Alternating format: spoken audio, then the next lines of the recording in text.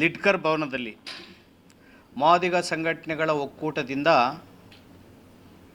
ಮುಂದಿನ ಹೋರಾಟಗಳನ್ನು ಕುರಿತು ಸುದೀರ್ಘವಾದಂಥ ಸಭೆ ತುಂಬ ಯಶಸ್ವಿಯಾಗಿ 1 ದಿನಗಳ ಕಾಲ ನಡೆದಿದೆ. ಈ ಸಭೆಯಲ್ಲಿ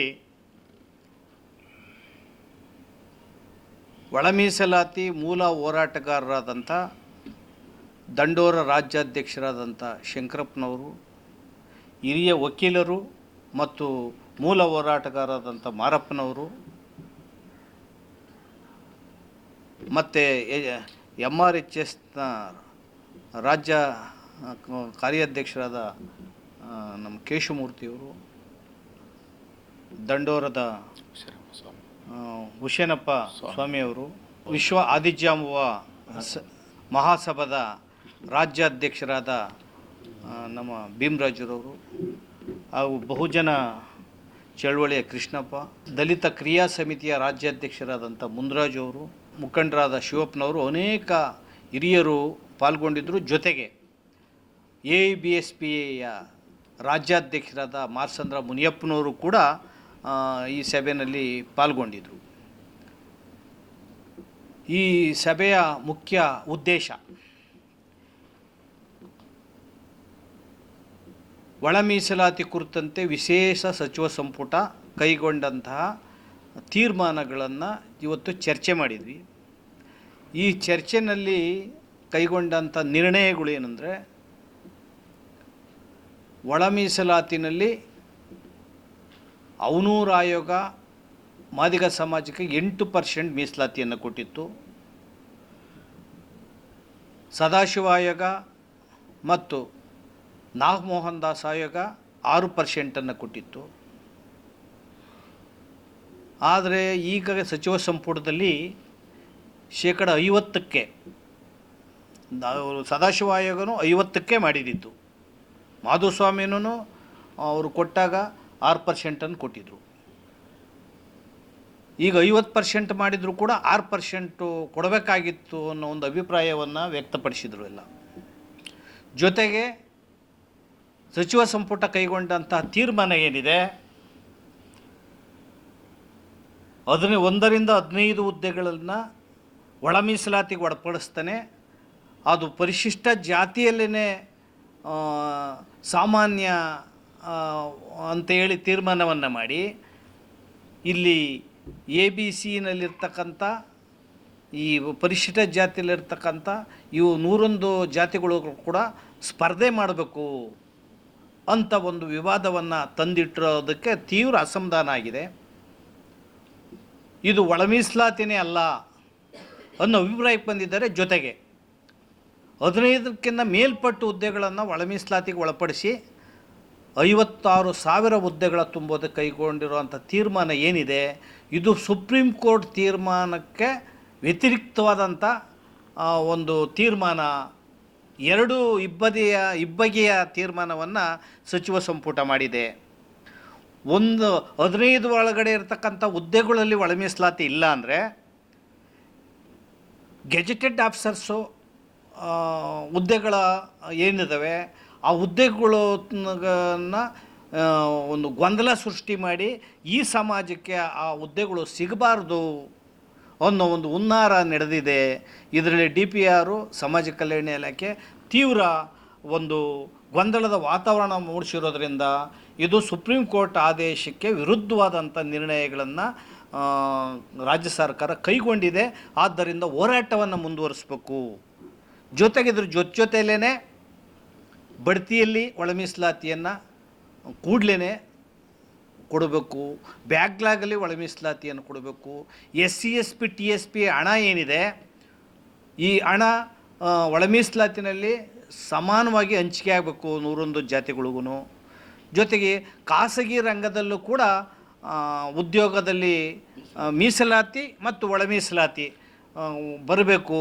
ಅದಕ್ಕೋಸ್ಕರ ಹೋರಾಟ ಮಾಡಬೇಕು ಅಂತ ಹೇಳಿ ಸಂಪೂರ್ಣ ಒಳ ಮೀಸಲಾತಿಗೋಸ್ಕರ ನಮ್ಮ ಹೋರಾಟವನ್ನು ಮುಂದುವರಿಸಬೇಕು ಅಂತ ಇವತ್ತು ನಿರ್ಣಯವನ್ನು ಮಾಡಿದೆ. ಜೊತೆಗೆ ಈ ಹೋರಾಟದ ರೂವಾರಿ ಒಳ ಮೀಸಲಾತಿಯ ಮೂಲ ಹೋರಾಟಗಾರರು ನೇತೃತ್ವವನ್ನು ವಹಿಸಬೇಕು. ಆಮೇಲೆ ಒಳ ಮೀಸಲಾತಿ ಹೋರಾಟಗಾರರು ಈ ಸಂದರ್ಭದಲ್ಲಿ ಎಚ್ಚರಿಕೆ ಹೆಜ್ಜೆಯನ್ನು ಇಡಬೇಕು ಅಂತೇಳಿ ಸಭೆಯಲ್ಲಿ ಚರ್ಚೆ ಆಗಿದೆ. ಅಂದರೆ ಈ ಒಳ ಮೀಸಲಾತಿ ಹೋರಾಟವನ್ನು ಒಂದು ರೀತಿ ದಿಕ್ಕು ತಪ್ಪಿಸೋದಕ್ಕೆ, ಒಳ ಮೀಸಲಾತಿ ಹೋರಾಟದಲ್ಲಿ ಗೊಂದಲವನ್ನು ತಂದಿಕ್ಕೋದಕ್ಕೆ, ಒಳ ಮೀಸಲಾತಿ ಹೋರಾಟಗಾರರನ್ನು ಒಂದು ಏನು ವಿಘಟನೆ ಮಾಡೋದಕ್ಕೆ ಒಳಸಂಚುಗಳು ಕೆಲವು ರಾಜಕೀಯ ಪಕ್ಷದ ವ್ಯಕ್ತಿಗಳು ನುಸುಳಿದ್ದಾರೆ ಒಳ ಮೀಸಲಾತಿ ಹೋರಾಟಕ್ಕೆ. ಈ ಒಳ ಮೀಸಲಾತಿ ಹೋರಾಟಕ್ಕೆ ಕೆಲವು ರಾಜಕೀಯ ವ್ಯಕ್ತಿಗಳು ನುಸುಳಿರೋದ್ರಿಂದ ನೀವು ಒಳ ಮೀಸಲಾತಿ ಹೋರಾಟಗಾರರು ಎಮೋಷ್ನಲ್ಲಾಗಿ ಯಾರು ಕಾರ್ಯಕ್ರಮ ಕರೆದ್ರೂ ಕೂಡ ಭಾಗವಹಿಸೋದಿದೆಯಲ್ಲ, ಅದು ಸರಿಯಲ್ಲ. ಒಂದೇ ಒಳ ಮೀಸಲಾತಿ ಹೋರಾಟಗಾರ, ಮೂಲ ಹೋರಾಟಗಾರರ ನೇತೃತ್ವದಲ್ಲಿ ಈ ಒಳ ಮೀಸಲಾತಿ ಹೋರಾಟವನ್ನು ತುಂಬ ದೂರ ಕೊಂಡೊಯ್ಯಬೇಕು ಅಂತ ಹೇಳಿ ಪರಿಪರಿಯಾಗಿ ಹಿರಿಯ ಮುಖಂಡರು ಎಲ್ಲ ಒಳ ಮೀಸಲಾತಿ ಹೋರಾಟಗಾರರಲ್ಲಿ ಕೈ ಮುಗಿದು ಮನವಿ ಮಾಡಿದರು. ಮತ್ತು ಕೂಡಲೇ ಈ ಒಳ ಮೀಸಲಾತಿ ಹೋರಾಟವನ್ನು ನಾವು ತುಂಬ ತೀವ್ರಗತಿನಲ್ಲಿ ನಾವು ತೀವ್ರಗೊಳಿಸ್ಬೇಕು ಈ ಹೋರಾಟವನ್ನು. ಮತ್ತು ಸರ್ಕಾರ ಮನಸ್ಸಿಲ್ದಲೇ ಮಾಡಿರುವಂಥ ಒಳ ಮೀಸಲಾತಿ ಇದು. ಈಗ ಆಂಧ್ರ ಪ್ರದೇಶದಲ್ಲಿ, ತಮಿಳುನಾಡಿನಲ್ಲಿ, ಹರಿಯಾಣದಲ್ಲಿ, ತೆಲಂಗಾಣದಲ್ಲಿ ಏನು ಒಳ ಮೀಸಲಾತಿ ವರ್ಗೀಕರಣ ಮಾಡಿದಾರಲ್ಲ, ಆ ಮಾದರಿಯ ಒಳ ಮೀಸಲಾತಿ ವರ್ಗೀಕರಣ ರಾಜ್ಯದಲ್ಲಿ ನಡೆದಿಲ್ಲ. ಅಲ್ಲಿ ಎಲ್ಲ ಸಂಪೂರ್ಣ ಒಳ ಮೀಸಲಾತಿ ವರ್ಗೀಕರಣಕ್ಕೆ ಅಲ್ಲಿ ತೀರ್ಮಾನವನ್ನು ಕೈಗೊಂಡ್ರೆ ಎಲ್ಲೂ ಮನಸ್ಸಿಲ್ದೇ ನಮ್ಮನ್ನು ಇಕ್ಕಟ್ಟಿ ಶಿಕ್ಷಿ, ನಮ್ಮನ್ನು ಒಳ ಮೀಸಲಾತಿನಲ್ಲಿ ಗೊಂದಲವನ್ನು ಮೂಡಿಸಿ ನಮ್ಮನ್ನು ಒಪ್ಪಿಸುವಂಥ ಕೆಲಸವನ್ನು ಸರ್ಕಾರ, ಒತ್ತಾಯದಿಂದ ಒಪ್ಪಿಸುವಂಥ ಕೆಲಸವನ್ನು ಸರ್ಕಾರ ನಡ್ಕೊಂಡಿದೆ. ಆದ್ದರಿಂದ ಸಿದ್ದರಾಮಯ್ಯನವ್ರಿಗೂ ಒಳ ಮೀಸಲಾತಿ ಬಗ್ಗೆ ಅರ್ಥ ಆಗಿಲ್ಲ. ನಾಗಮೋಹನ್ ದಾಸರವರು ಅವರ ವರದಿನೇ ಇದರಲ್ಲಿ ತಗೊಂಡಿಲ್ಲ. ನಾಗಮೋಹನ್ ದಾಸರವ್ರದ್ದು, ಸದಾಶಿವ ಆಯೋಗ, ಮಾಧುಸ್ವಾಮಿ ಈ 3 ಆಯೋಗಗಳ ವರದಿಯನ್ನು ತಿರಸ್ಕಾರ ಮಾಡಿದ್ದಾರಲ್ಲ ಯಾಕೆ ಅನ್ನೋ ಪ್ರಶ್ನೆ. ಮತ್ತು CS ನೇತೃತ್ವದಲ್ಲಿ ಮತ್ತೊಂದು ವರದಿ ತರಿಸ್ಕೊಂಡ್ರಲ್ಲ ಯಾಕೆ? ಮತ್ತು 200 ಕೋಟಿ ಹಣವನ್ನು ಖರ್ಚು ಮಾಡಿ ನಾಗಮೋಹನ್ ದಾಸ್ ವರದಿಯ ತರಿಸ್ಕೊಂಡ್ರಲ್ಲ, ಆ ವರದಿಯನ್ನು ತಿರಸ್ಕಾರ ಮಾಡಿದ್ದೇಕೆ? ಸದಾಶಿವ ಆಯೋಗ ವರದಿ ಇದ್ರೂ ಕೂಡ ನೀವು ಕನ್ಸಿಡರ್ ಮಾಡಿದ್ರೆ 3 ಆಯೋಗದ ವರದಿಗಳನ್ನು ನೀವು ಬದಿಗಿಟ್ಟು ತಿರಸ್ಕರಿಸಿ ನೀವು ಒಳ ಮೀಸಲಾತಿ ವರ್ಗೀಕರಣ ಮಾಡಿದರೆ ಅದು ಸುಪ್ರೀಂ ಕೋರ್ಟ್ನ ತೀರ್ಪಿನ ಆಶಯಕ್ಕೆ ಮತ್ತು ಅದು ತೀರ್ಪಿನ ವ್ಯತಿರಿಕ್ತ ತೀರ್ಮಾನ ಆಗ್ತದೆ. ಮತ್ತು contempt to constitution, contempt to court ಆಗ್ತದೆ ಅನ್ನೋ ಮಾತನ್ನು ಇವತ್ತು ನಾವು ಈ ಸಭೆಯಲ್ಲಿ ಸುದೀರ್ಘವಾಗಿ ಚರ್ಚೆಯನ್ನು ಮಾಡಿ ಈ ಹೋರಾಟವನ್ನು ಮುಂದುವರಿಸಬೇಕು. ನ್ಯಾಯಾಂಗದಲ್ಲಿ ಮುಂದುವರ್ಸೋದ ಮತ್ತು ಹೋರಾಟವನ್ನು ಮುಂದುವರ್ಸೋದ ಅನ್ನೋದನ್ನು ಇನ್ನು ಕೆಲವೇ ದಿನಗಳಲ್ಲಿ ನಾವು ಚರ್ಚೆ ಮಾಡಿ ಮುಂದೆ ಹೋಗ್ತೇವೆ. ಆದರೂ ಹೋರಾಟನ ಮಾತ್ರ ತೀವ್ರವಾಗಿ ಮುಂದುವರಿಸ್ತೀವಿ. ಈ ಹೋರಾಟ ಮಾದಿಗ ಸಂಘಟನೆಗಳ ಒಕ್ಕೂಟದ ನೇತೃತ್ವದಲ್ಲಿ ಅನೇಕ ಸಂಘಟನೆಗಳನ್ನ ನಾವೆಲ್ಲ ಒಟ್ಟಿಗೆ ಇದ್ದೀವಿ. ನಾವೆಲ್ಲರೂ ಸಮಷ್ಟಿಯಾಗಿ ಒಗ್ಗಟ್ಟಾಗಿ ಮೂಲ ಹೋರಾಟಗಾರರ ನೇತೃತ್ವದಲ್ಲಿ ಈ ಹೋರಾಟವನ್ನು ಕೊಂಡೊಯ್ಯಬೇಕು ಅನ್ನೋ ಒಂದು ನಿರ್ಣಯವನ್ನು ಇವತ್ತು ಮಾಡಿದ್ದೀವಿ. ಕಾಂಗ್ರೆಸ್ಸಿನ ಕೆಲವರು ಮುಖಂಡರುಗಳು ಸಿದ್ದರಾಮಯ್ಯನ ಸುತ್ತ ಇರೋವಂಥವರು ಮತ್ತು ಟಿಕೆಟು, ಮಂತ್ರಿ, ಪರ್ಮಿಟ್ಗಳಿಗೆ ಆಸೆ ಪಡೋವಂಥವರು ಸಿಹಿ ತಿನ್ನಿಸೋದಂಥದ್ದು. ಇಂಥ ಒಳ ಮೀಸಲಾತಿ ಹೋರಾಟವನ್ನು ಇಷ್ಟು ಹುಡುಗಾಟಿಕೆಗೆ ತಗೋಬೇಡಿ. ಆಮೇಲೆ ಒಳ ಮೀಸಲಾತಿ ಹೋರಾಟ ವರ್ಗೀಕರಣ ಆದ ಕೂಡಲೇ ಅನೇಕ ಜನ ಮುಖಂಡರು ನೀವು ಅಭಿನಂದನೆ ಮಾಡಿ, ಸ್ವಾಗತ ಮಾಡಿ, ಸ್ವೀಟ್ ತಿನ್ನಿಸಿ, ಹಾರ ತೂರ ಹಾಕಿದ್ರಿ. ಇಷ್ಟಕ್ಕೆ ಹೋರಾಟಗಾರರು ಅರ್ಥ ಮಾಡ್ಕೊಬೇಕು ಏನು ಹೋರಾಟಗಾರರು ಅನ್ನೋದನ್ನು ಇವತ್ತು ಸುದೀರ್ಘವಾಗಿ ಚರ್ಚೆ ಆಗಿದೆ. ಯಾರು ಸ್ವೀಟ್ ತಿನ್ನಿಸೋದು ಬೇಡ, ಮತ್ತು ಅಭಿನಂದನೆ ಮಾಡೋದು ಬೇಡ, ಸ್ವಾಗತ ಮಾಡೋದು ಬೇಡ. ಯಾರನ್ನು ಅಭಿನಂದನೆ ಮಾಡಿದರೆ ಆ ಹೋರಾಟ ಮುಗೀತು ಅಂತ. ನಾವು ಹೋರಾಟ ಮುಗಿಯಲ್ಲ, ಈ ಹೋರಾಟ ಮುಂದುವರಿತದೆ. ಕರ್ನಾಟಕ ಕ್ಯಾಬಿನೆಟ್ ತೆಗೆದುಕೊಂಡಿರ್ತಕ್ಕಂಥ ಪರಿಶಿಷ್ಟ ಜಾತಿಗಳ ಒಳ ಮೀಸಲಾತಿಗೆ ಸಂಬಂಧಿಸಿದ ನಿರ್ಣಯ ಅದು ಒಳ ಮೀಸಲಾತಿ ನಿರ್ಣಯನೇ ಅಲ್ಲದು. ಸುಪ್ರೀಂ ಕೋರ್ಟ್ ಆದೇಶದ ಪ್ರಕಾರ ಒಳ ಮೀಸಲಾತಿ ಅಂದರೆ ಒಂದು ಎಂಪಿರಿಕಲ್ ಡಾಟಾ ಇರಬೇಕು, ಎರಡನೇದು ಬಂದು ಇಂಟರ್ಸೇ ಬ್ಯಾಕ್ವರ್ಡ್ನೆಸ್, ಅಂತರ ಹಿಂದುಳಿದಿರಬೇಕು ಅನ್ನೋ ಅದು ಆಧರಿಸಿರಬೇಕು. ಮತ್ತು ಅತ್ಯಂತ ಹಿಂದುಳಿದವರಿಗೆ ಆದ್ಯತೆ ಮೇಲೆ ಅವರಿಗೆ ಸೌಲಭ್ಯಗಳನ್ನು ಹಂಚಬೇಕಂತ ಅನ್ನೋದು ಒಳ ಮೀಸಲಾತಿಯ ತಿರುಳದು, ಸುಪ್ರೀಂ ಕೋರ್ಟಿನ ಸಾರಾಂಶ ಇದು. ಆದರೆ ಇಲ್ಲಿ ಏನು ಮಾಡ್ತಾರೆ ಇವರು, ಕ್ಲಾಸ್ 1 ಗೆಜೆಟೆಡ್ ಪೋಸ್ಟ್ಗಳು, ಹೈಯರ್ ರ್ಯಾಂಕ್ ಪೋಸ್ಟ್ಗಳನ್ನು ಅಲ್ಲಿ ಒಳ ಮೀಸಲಾತಿ ಇಲ್ಲವಂತೆ, ಕೆಳಗಿನ ಪೋಸ್ಟ್ಗಳು ಮಾತ್ರ ಒಳ ಮೀಸಲಾತಿ ಇದೆ ಅಂತಂದರೆ ಅಲೆಮಾರಿಗಳು ಮತ್ತು ಮಾದಿಗ ಸಮುದಾಯಗಳು ಎಂದೂ ಕ್ಲಾಸ್ 1 ಗೆಜೆಟೆಡ್ ಪೋಸ್ಟ್ಗಳಿಗೆ ಬರಲಾರ್ದಂಗೆ ಇವರು ತಡೆ ಹಿಡಿದಿದ್ದಾರೆ. ಆ ಕಾರಣಕ್ಕಾಗಿ ಇದು ಒಳ ಮೀಸಲಾತಿ ಅಂತ ಅನಿಸ್ಕೊಳ್ಳಂಗಿಲ್ಲ ಈ ಆದೇಶ. ಇದು ಒಳ ಮೀಸಲಾತಿಗೆ ವಿರುದ್ಧವಾದಂಥ ಒಂದು ಆದೇಶ ಇದೆ. ಸುಪ್ರೀಂ ಕೋರ್ಟ್ ಆದೇಶದ ಒಂದು ಉಲ್ಲಂಘನೆ ಕೂಡ ಆಗುತ್ತೆ ಈ ವಿಷಯದಲ್ಲಿ. ಎರಡನೇದಾಗಿ ಪ್ರಮೋಷನೂ ಇಲ್ಲ, ಇದರಲ್ಲಿ ಬ್ಯಾಕ್ಲಾಗ್ನೂ ಬಂದಿಲ್ಲ. ನಿಮಗೆ KCSR ರೂಲ್ಸ್ ಇದೆ. KCSR ರೂಲ್ನಲ್ಲಿ ಅಪಾಯಿಂಟ್ಮೆಂಟ್ಸ್ ಅಂತಂದರೆ ಒಂದು ಡೆಫಿನೇಷನ್ ಇದೆ. ಡೆಫಿನೇಷನ್ ಆಫ್ ಅಪಾಯಿಂಟ್ಮೆಂಟ್ ನೇಮಕಾತಿ ಅಂದರೆ ಏನಪ್ಪ? Appointment by recruitment, by direct recruitment, appointment by promotion. ಅಪಾಯಿಂಟ್ಮೆಂಟ್ಗಳಲ್ಲಿ ಎರಡು ಥರ, ಒಂದು ಪ್ರಮೋಷನ್ ಕೂಡ ಅಪಾಯಿಂಟ್ಮೆಂಟೇ, ಒಂದು ಡೈರೆಕ್ಟ್ ರಿಕ್ರೂಟ್ಮೆಂಟ್ ಕೂಡ ಅಪಾಯಿಂಟ್ಮೆಂಟೇ. ಆದರೆ ನೀವು ಅಪಾಯಿಂಟ್ಮೆಂಟ್ ಡೆಫಿನೇಷನೇ ಕೊಟ್ಟಿಲ್ಲ, ಪ್ರಮೋಷನೇ ಇಲ್ಲ ಅಂತ ಅನ್ನೋ ಥರ ಮಾತಾಡ್ತೀರಿ ನೀವು. ಪ್ರಮೋಷನೇ ಇಲ್ಲ ಅಂತ ಅನ್ನೋದಾದರೆ ಅದೆಂಥ ಮೀಸಲಾತಿ ಹಂಚಿಕೆ ಆಗುತ್ತೆ? ಅಥವಾ ಕೆಳಮಟ್ಟದಲ್ಲಿರ್ತಕ್ಕಂಥ ಈ ಮಂದಿಗೆ ಎಫಿಷಿಯನ್ಸಿ ಇಲ್ಲ ಅಂತಕ್ಕಂಥದ್ದು ಕೂಡ ಇಂಡೈರೆಕ್ಟಾಗಿ ನೀವು ಹೇಳ್ದಂಗಿದೆ.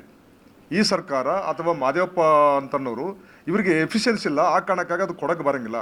ಅಥವಾ ನಮಗಿಂತ ಮುಂಚೆ ಹೋಗ್ತಾರೆ. ಮತ್ತು ಅಪ್ಪರ್ ಕ್ಯಾಸ್ಟ್ ಅವ್ರಿಗೆ ಮುಂಚೆ ನಾವು ಹೋಗಲಿಲ್ವ? SCಗಳು ಅಪ್ಪರ್ ಕ್ಯಾಸ್ಟ್ ಅವ್ರಿಗೆ ವಿರುದ್ಧವಾಗಿ ನಮ್ಮ ರಿಸರ್ವೇಷನ್ ಬಂದಾಗ ಮತ್ತು ಅವ್ರನ್ನ ಮೀರಿಸಿ ನಾವು ಹೋಗಲಿಲ್ವ? ಅದೇ ರೀತಿ ಇಲ್ಲಿ ಕೂಡ ಯಾರು ಹಿಂದುಳಿದಿದ್ದಾರೆ, ತೀರಾ ಹಿಂದುಳಿದಿದ್ದಾರೆ, ಅವರು ನಿಮ್ಮ ಜೊತೆಗೆ ಹೋಗುತ್ತಾರೆ. ನಿಮಗಿಂತ ಮುಂಚೆನೇ ಕೆಲವು ಹೋಗಲೇಬೇಕಾಗಿದೆ ಅದು. ಯಾಕಂದರೆ ಭಾಳ ಹಿಂದುಳಿದಂಥ ಮಂದಿ ಅದು. ಇದನ್ನು ಒಪ್ಕೊಳ್ಳೇಬೇಕು. ಸರ್ಕಾರ ಆಗಲಿ ಅಥವಾ ಸರ್ಕಾರದ ಮೇಲೆ ಪ್ರಭಾವ ಬೀರತಕ್ಕಂಥ ಸಮುದಾಯಗಳು, ಪ್ರಬಲ ಸಮುದಾಯಗಳು ನೀವೆಲ್ಲ ಪರಿಶಿಷ್ಟ ಜಾತಿಗಳಲ್ಲಿ ಅವರು ಒಪ್ಕೊಳ್ಳೇಬೇಕಿದು. ಇಲ್ಲಾಂತಂದರೆ ನೀವು ಏನಂತೀವಲ್ಲ ಪರಿಶಿಷ್ಟ ಜಾತಿಗಳ ಮೀಸಲಾತಿಗೆ, ಅದರ ಮೊರಾಲಿಟಿಗೆ, ಅದರ ನೈತಿಕತೆಗೆ ನೀವು ತದ್ವಿರುದ್ಧವಾಗಿದ್ದೀರ ಅಂತ ನಾವು ಈ ಸಂದರ್ಭದಲ್ಲಿ ಹೇಳಕ್ಕೆ ಇಷ್ಟಪಡ್ತೀವಿ. ಮತ್ತು ಯಾರೇ ಹೋರಾಟ ಮಾಡಿದರೂ ಕೂಡ ರಾಜಕಾರಣಿಗಳು ಈ ಹೋರಾಟದಲ್ಲಿ ಮುಂಚೂಣಿಯಲ್ಲಿ ಬರೋದು ಬೇಡ. ನಮ್ದು ರಿಕ್ವೆಸ್ಟ್ ಇದೆ. ರಾಜಕಾರಣಿಗಳಿಗೆ ಒಂದು ಮಿತಿ ಇದೆ. ನಿಮ್ಗೆ ಏನೋ ಒಂದು ಸಣ್ಣದೊಂದು ನಾಳೆ MLC ಕೊಟ್ಟರೆ ಹೋಗಿಬಿಡ್ತೀರಿ ನೀವು ಇಲ್ಲಿಂದ. ನೀವು ಇರಂಗಿಲ್ಲ ಇಲ್ಲಿ. ನಿಮ್ಗೆ ಯಾಕೆ ಬೇಕು ಈ ಹೋರಾಟ? ಈ ಹೋರಾಟ ಆಗಬೇಕು ನಿಮಗೆ. ಹೋರಾಟಗಾರರು ಇದಕ್ಕೋಸ್ಕರ ಇದ್ದಾರೆ, ಅವ್ರಿಗೆ ಬಿಟ್ಟುಬಿಡಿ. ನೀವು ಸಹಕಾರ ಕೊಡಿ. ನೀವು ಮದುವೆ ನೋಡೋಕೆ ಬಂದವ್ರು ನೀವೇ ಮದುಮಕ್ಕಳಾದ್ರೆ ಹೆಂಗೆ? ಹೋರಾಟಗಾರರು ಮದುಮಕ್ಕಳು ಇದ್ದಂಗೆ ಇದಕ್ಕೆ 30 ವರ್ಷದಿಂದ. ನೀವು ಸಪೋರ್ಟ್ ಕೊಡ್ತೀವಿ ಅಂತ ಬಂದು ನಾವು ನಿಮಗೆಲ್ಲ ಸಹಕಾರ ಕೊಡ್ತೀವಿ ಅಂತ ಬಂದು ನೀವೇ ಮದುಮಕ್ಕಳ ಥರ ಮುಂದೆ ನಿಂತರೆ ತಪ್ಪಲ್ವ ಅದು? ಆ ಕಾರಣಕ್ಕಾಗಿ ರಾಜಕಾರಣಿಗಳು ಈ ಹೋರಾಟದ ಒಂದು ಮುಂಚೂಣಿಯಲ್ಲಿರ್ತಕ್ಕಂಥದ್ದು ಬೇಡ ಅಂತ ನಾನು ಈ ಸಂದರ್ಭದಲ್ಲಿ ಹೇಳಕ್ಕೆ ಇಷ್ಟಪಡ್ತೇನೆ. ಒಳ ಮೀಸಲಾತಿ ಜಾರಿ ಮಾಡಿದ್ದೀವಿ ಅಂತೇಳಿ ಮೊನ್ನೆ ವರದಿಯನ್ನು ಜಾರಿ ಮಾಡಿದ್ದೀವಿ ಅಂತ ಹೇಳಿದ್ದಾರೆ. ಅದು ಕರ್ನಾಟಕ ರಾಜ್ಯ ಸರ್ಕಾರ ಮಾಡಿರ್ತಕ್ಕಂಥ ಒಳ ಮೀಸಲಾತಿ ಜಾರಿ ಅಲ್ಲ, ಅದು ಬಲಿಷ್ಠ ಜಾತಿಗಳ ಪಾಳೆಗಾರಿಕೆಯ ವರದಿ. ಅದು ಬಲಿಷ್ಠ ಜಾತಿಗಳ ಪಾಳೆಗಾರಿಕೆಯ ವರದಿ ಅಂತ ನಾವು ಕರೀತಾ ಇದ್ದೀವಿ. ನೀವು ಜನರಲ್ ಅವ್ರ ಜೊತೆ ಕಾಂಪೀಟ್ ಮಾಡಬೇಕಾದ್ರೆ SCಗಳೊಳಗೆ ನೀವು 1-2 ಪೋಸ್ಟ್ ಬಂದರೆ ನಿಮಗೆ ಬೇಡ, ಅದನ್ನು ಸಾಮಾನ್ಯ ವರ್ಗಕ್ಕೆ ಬಿಟ್ಬಿಡಿ ಅಂದರೆ ಬಿಟ್ಬಿಡ್ತೀರಾ? ಬಿಡಲ್ಲ. ಅದೇ ರೀತಿ OBCಗಳಲ್ಲಿರ್ತಕ್ಕಂಥ ಬರ್ತಕ್ಕಂಥ 1, 2, 3, 15 ಹುದ್ದೆಗಳು ಏನಾದ್ರು ಅವರು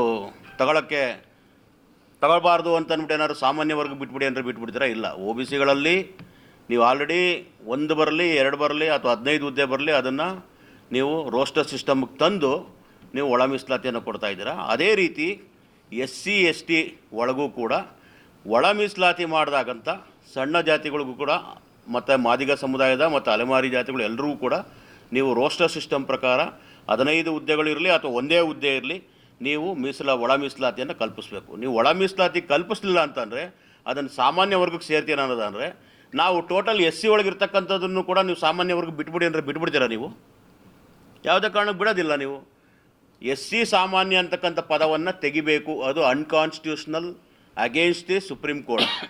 ಆದ್ದರಿಂದ ಸುಪ್ರೀಂ ಕೋರ್ಟ್ನ ಮತ್ತು ಬಾಬಾ ಸಾಹೇಬ್ ಅಂಬೇಡ್ಕರ್ ಅವರ ಸಂವಿಧಾನವನ್ನು ಉಲ್ಲಂಘನೆ ಮಾಡ್ದಂಗೆ ಸಾಮಾನ್ಯ ವರ್ಗದವ್ರಿಗೂ ನಿಮಗೂ ಯಾವ ವ್ಯತ್ಯಾಸಗಳು ಇಲ್ಲ. ಆದ್ದರಿಂದ ಮಾದೇವಪ್ಪನವರೇ, ಸಿದ್ದರಾಮಯ್ಯನವರೇ, ನೀವು ನಾಟಕ ಮಾಡ್ತಾಯಿದ್ದೀರಾ. ಒಳ ಮೀಸಲಾತಿ ಜಾರಿ ಮಾಡಿದ್ದೀವಿ ಅಂತ ಹೇಳ್ಬಿಟ್ಟು 1-15 ಹುದ್ದೆಗಳೊಳಗೆ ನೀವು ಯಾವುದೇ ಅವಕಾಶಗಳು ಮಾಡಿಕೊಟ್ಟಿಲ್ಲ ನಮಗೆ. ಆದ್ದರಿಂದ ಇದು ಒಳ ಮೀಸಲಾತಿ ವರ್ಗದ ಅಂದರೆ ಒಳ ಮೀಸಲಾತಿಯ ಆದೇಶ ಅಲ್ಲ, ಇದು ಬಲಿಷ್ಠ ಜಾತಿಗಳ ಪಾಳೆಗಾರಿಕೆ ಆದೇಶ ಇದು.